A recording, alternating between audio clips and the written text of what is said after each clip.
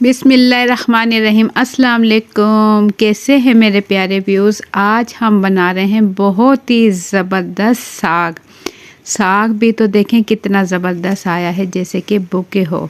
नीचे से इसकी मोटी मोटी डंडियाँ ज़बरदस्त से कहते हैं गंदल वाला साग। ये जो सरसों का साग तो बिल्कुल भी नहीं है, ये साग है कड़म का, जो कि बहुत ज़्यादा फ़ायदा रखता है और बेपनाह ग़िज़ाइयत भी रखता है। तो इसे हम बनाएंगे इतने ज़बरदस्त तरीके से कि उंगलियां चाट चाट कर घर वाले खाएंगे। आप भी ज़रूर ट्राई कीजिएगा, मेरी रेसिपी से आपको बहुत पसंद आएगा ये साग की रेसिपी। तो वीडियो शुरू करने से पहले चैनल पर न्यू है तो सब्सक्राइब कर लें। वीडियो पसंद आए तो एक प्यारा सा लाइक और एक प्यारा सा कमेंट कर दें। तो बिना टाइम ज़ाय किए बहुत ही ज़बरदस्त जायके और सेहत से भरपूर कड़म के साग की रेसिपी शुरू करते हैं। तो वीडियो स्किप किए बगैर पूरी देखिएगा ताकि आप जान सके बहुत ही जायकेदार और बहुत ही मज़ेदार बनने वाला साग ये है, हम कैसे तैयार करेंगे। तो आइए झटपट से रेसिपी शुरू करते हैं। वीडियो में मेरे साथ रहिएगा। बिस्मिल्लाहिर्रहमानिर्रहीम। कड़म का साग बहुत ज़्यादा फ़ायदेमंद होता है। ये साग हम बना रहे हैं बहुत ही आसान तरीके से। तो साग बनाने के लिए यहाँ मैंने एक गुत्थी साग ले लिया है, गंदल वाला साग लिया है, मोटी गंदल वाला साग लिया है और इसे हम पहले अच्छे से साफ़ कर चुके हैं। इसमें से जो ख़राब पीले पत्ते थे वो हम ज़ाया कर चुके हैं। साफ़ पत्ते हमने रख लिए। जो इसकी गंडलें थी मोटी मोटी वो हमने हाफ काट के अलग कर ली हैं। उसका क्या करना है, पहले हम साग की कटिंग कर लेंगे। कोशिश करेंगे कि इसे बिल्कुल बारीक कटिंग करें। जो इसकी डंडियां हैं उससे बिल्कुल बारीक कटिंग करें ताकि साग बासानी बहुत ही कम टाइम में ज़बरदस्त साग तैयार हो। तो पहले हम साग के पत्तों की कटिंग कर लेंगे आधी डंडियों के साथ। जो इसकी गंठलें हैं वो हमने अलग रख ली है, उससे भी हम साग में डालेंगे क्योंकि उसी के साथ साग का बहुत ज़बरदस्त जायका बनता है और बेपनाह फ़ायदा रखता है ये साग।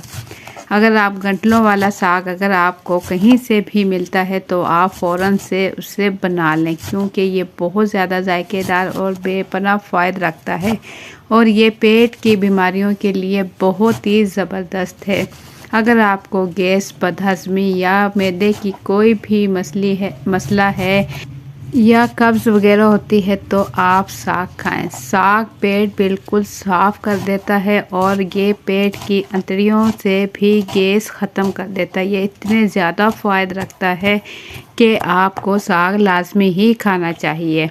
तो जनाब हम पत्तों की कटिंग कर चुके हैं। ये हमने गंठलें ले ली हैं। पहले जो इसकी छोटी छोटी है उसे हम अलग कर लेंगे तोड़ के। इसका जो छिलका है गंठलों का ये बहुत ज़्यादा सख्त होता है, तो इसे छुरी की मदद से बड़ी ही एहतियात के साथ हम छील लेंगे, जैसे कि हम गाजर आलू छीलते हैं बिल्कुल इसी तरीके से इसे भी हम छील लेंगे। माशाल्लाह से बहुत मोटी गंठलों वाला साग मिला है तो इसे हम आसानी छुरी की मदद से देखें बहुत ही आसानी के साथ छील सकते हैं। इसके पकाने में और कटिंग करने में मेहनत ज़्यादा है, लेकिन इसके फ़ायदे इससे भी कहीं ज़्यादा है। तो मेहनत करके अगर आपको बेपनाह फ़ायदे मिल रहे हैं तो आपको थोड़ी सी मेहनत तो करनी ही पड़ेगी। तो तमाम गंठलों की हम छुरी की मदद से इसके जो सख्त छिलके थे उसकी हम कटिंग कर चुके हैं और कोशिश करेंगे इसे भी बारीक कटिंग कर लें।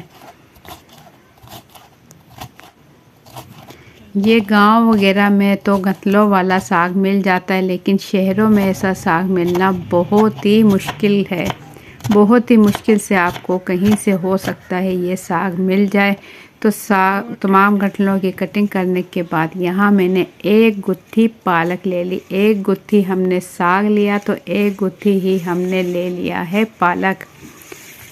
ताज़ा पालक लेंगे, हरा हरा पालक हमने ले लिया है। इसके जो ख़राब पत्ते हैं, पीले पत्ते हैं या ख़राब पत्ते हैं उसे हम निकाल लेंगे और साफ़ पत्ते इसके अलग से निकाल लेंगे। तमाम पालक हम इसी तरीके से साफ़ कर लेंगे और इसके बाद हम इसकी कटिंग करेंगे। पालक के साथ ही साग बनेगा, खाली साग नहीं बनेगा। पालक एक गुत्थी ले लें और साग की भी एक गुत्थी ले लें। पालक अच्छे से साफ़ करने के बाद ये देखें बहुत ही आसानी के साथ हम इसकी कटिंग कर लेंगे। पालक बेशक थोड़ा सा मोटा कटिंग कर लें क्योंकि पालक बहुत ही जल्दी गल जाता है और साग में ज़रा सा टाइम लगता है, जबकि पालक बहुत ही जल्दी गलता है।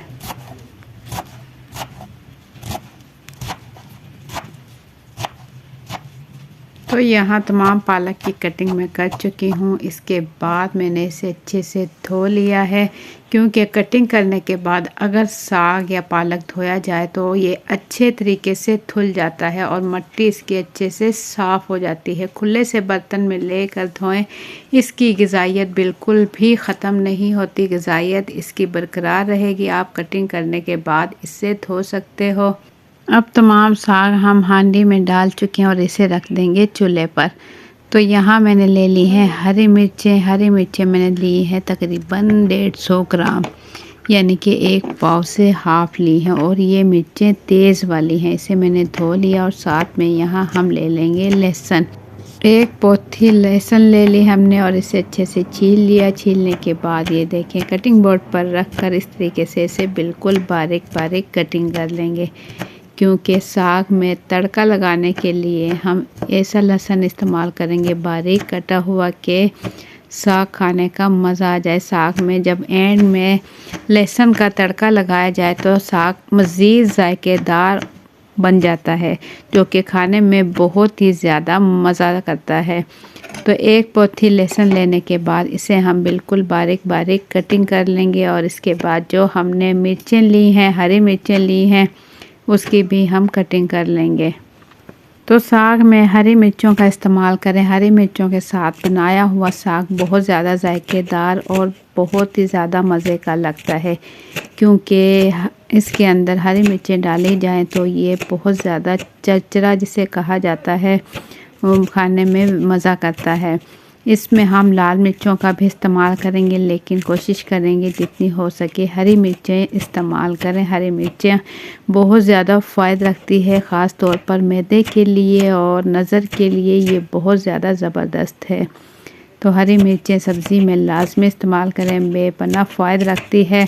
हरी मिर्चों की कटिंग देखें बारीक बारीक हम कर चुके हैं। इसके बाद आप चाहें तो मज़ीद इसे बारीक भी कर सकते हो या इसी तरीके से भी साग में डाल सकते हो। साग गल जाएगा, साग गलेगा तो साथ में मिर्चें भी पक जाएंगी।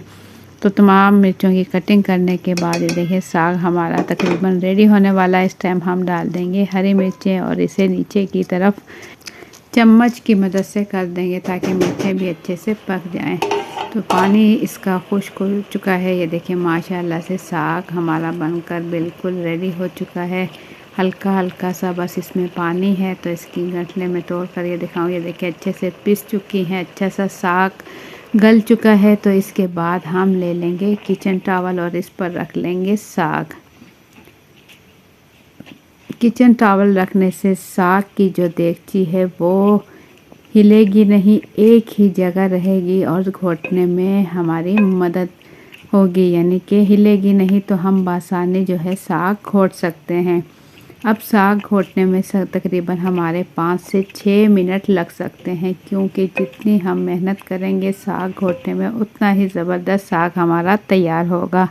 इसमें डाल देंगे तकरीबन 1.5 चाय का चम्मच नमक डाल देंगे और 1.5 चाय का चम्मच ही तकरीबन लाल मिर्चें डाल दें। ये मेरे पास कश्मीरी लाल मिर्च है, ये ज़्यादा तेज़ नहीं है।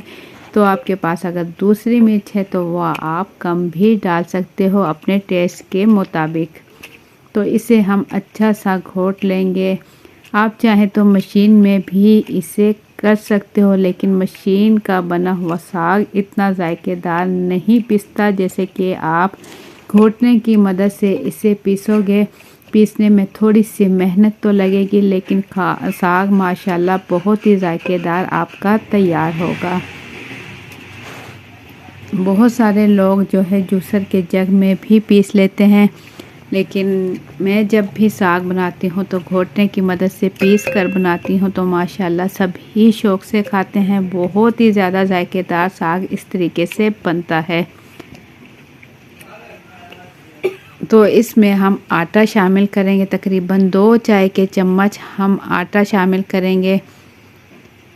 آپ چاہیں تو اس میں مکئی کا آٹا بھی استعمال کر سکتے ہیں، میں نے یہاں گندم کا آٹا استعمال کیا ہے، گندم کا آٹا ہی میں ایڈ کرتی ہوں ساگ کے اندر۔ اس سے ساگ جو ہے تھوڑا سا لیسدار بن جاتا ہے، آٹے ڈالنے سے ساگ لیسدار بن جاتا ہے، اور آٹا تو ساگ کے ساتھ پک ہی جائے گا، تو آٹا ڈالنے سے ساگ جو ہے ذائقے دار بنے گا۔ تو آٹا ڈالنے کے بعد جو ہے ہم اسے مزید گھوٹ لیں گے۔ یہ دیکھیں ماشاءاللہ زبردست ہمارا ساگ یہاں ہو رہا ہے تیار۔ یہاں پر اگر آپ لوگوں کو میری ذرا سی بھی ویڈیو پسند آئے تو ایک پیارا سا لائک کر لیں، چینل پر نیو ہے تو سبسکرائب کر لیں، ویڈیو اپنی فیملی اور فرینڈ کے ساتھ ضرور شیئر کیجیے گا تاکہ ہر کوئی بنا سکے زبردست ساگ۔ تو اسے اب ہم چولہے پر رکھ دیں گے اور گھوٹنا اس میں سے نکال لیں گے، اور اس میں ہم ڈال دیں گے دہی ہم اس میں ڈال دیں گے تقریباً 200 گرام۔ یہ میرے پاس گاڑھا دہی ہے، گھر کا بنا دہی ہے۔ دہی ڈالنے سے ایک تو ساگ لیسدار بنے گا، کریمی بنے گا، اور اس کا ذائقہ بہت ہی زبردست آئے گا۔ اور دوسرا یہ کہ ساگ کیونکہ گرم ہوتا ہے تاثیر کے لحاظ سے، تو آپ اس کے اندر دہی ایڈ کرو گے تو اس کی تاثیر نارمل ہو جائے گی۔ تو دہی ڈالنے کے بعد اسے ہم اچھا سا مکس کر لیں گے، اور چولہا پر ساگ یہاں پک رہا ہے، اور اچھا سا مکس کریں گے تاکہ دہی جو ہے اچھے سے مکس ہو جائے، اچھے سے دہی بھی مکس ہو جائے اور مزید ساگ گھٹ کر تیار ہو جائے۔ دیکھیں دیکھنے میں بھی ماشاءاللہ کتنا زبردست ساگ یہاں ہمارا ہو رہا ہے تیار۔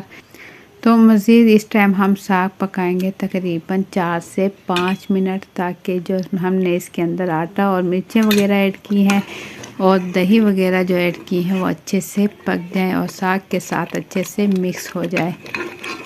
یہ دیکھیں ماشاءاللہ سے ساگ پکنے لگا ہے، اور چمچ کی مدد سے ہم تھوڑا ہلاتے رہیں گے تاکہ ساگ نیچے سے لگے نہیں۔ وقفے وقفے سے لازمی اس میں چمچ چلائیں ورنہ یہ نیچے سے لگ جائے گا۔ تو ڈھکن ڈھک کر ہم نے مزید اسے 2 سے 3 منٹ پکایا، اور چمچ ہم اس میں چلا کر دیکھ لیں گے کہ نیچے سے نہ لگے۔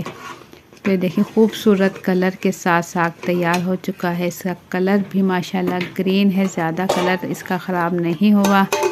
اس کے بعد یہاں ہم لے لیں گے پیارا سا فرائی پین، اور اس میں ڈال دیا ہم نے آدھا کپ کوکنگ آئل، اور جو ہم نے 1 پوتھی لہسن کی کٹنگ کی تھی، اچھا سا گھی گرم ہونے کے بعد، ہلکا گرم ہونے کے بعد اس میں ہم ڈال دیں گے لہسن، اور ہلکا ہلکا فرائی پین ہلاتے رہیں گے تاکہ ہر سائڈ سے لہسن اچھا سا کلر آنے تک پک جائے۔ اگر ہم نے اسے چھوڑ دیا تو سائڈوں سے لہسن پک جائے گا اور بیچ میں سے کچا رہے گا۔ تو اسے ہم ہلکا ہلکا سا ہلائیں گے بالکل احتیاط کے ساتھ، تاکہ گھی یا آئل گرم ہوتا ہے تو اسے بڑی احتیاط کے ساتھ ہلائیں، اور کوشش کریں تھوڑا سا بڑا برتن لیں تاکہ گھی جو ہے گھی یا آئل گرے نہیں۔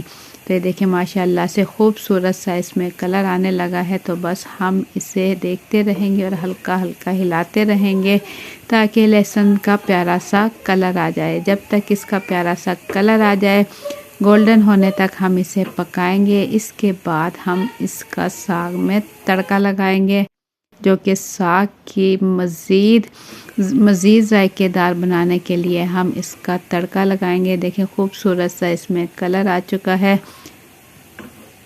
تو فلیم ہم نے اس کی بالکل ہلکی رکھی ہوئی ہے تاکہ لہسن جلے نہیں۔ تو یہ دیکھیں ماشاءاللہ سے خوبصورت کلر آ چکا ہے۔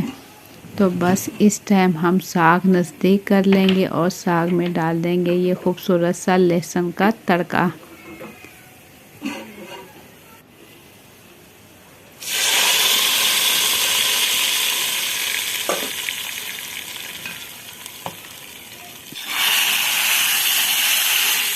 ہلکا سا ساگ جو ہے فرائی پین میں ڈال کر نکالیں گے، تو دیکھیں فرائی پین بھی بالکل صاف ہو چکا ہے جیسے کہ دھو دیا ہو۔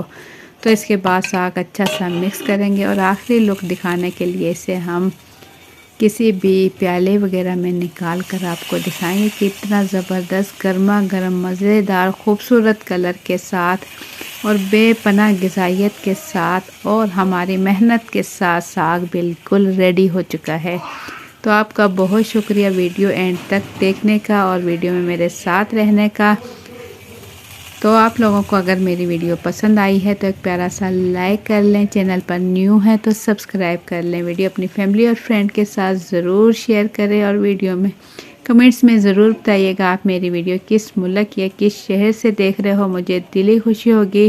اپنا بہت سا خیال رکھیں، دعاؤں میں یاد رکھیں، آپ بنا کر ضرور ٹرائی کریں زبردست ساگ، اور مجھے ضرور کمنٹس میں بتائیے گا کہ آپ لوگوں کا بنایا ہوا ساگ کیسے تیار ہوا۔ میرا ماشاءاللہ ساگ بہت زبردست تیار ہوا ہے کہ ذائقے اور صحت کے لحاظ سے ساگ بالکل زبردست بنا ہے، اور اس میں مرچ مسالے بھی بہت ہی زبردست ہیں۔ تو مجھے دیں اجازت، اللہ حافظ۔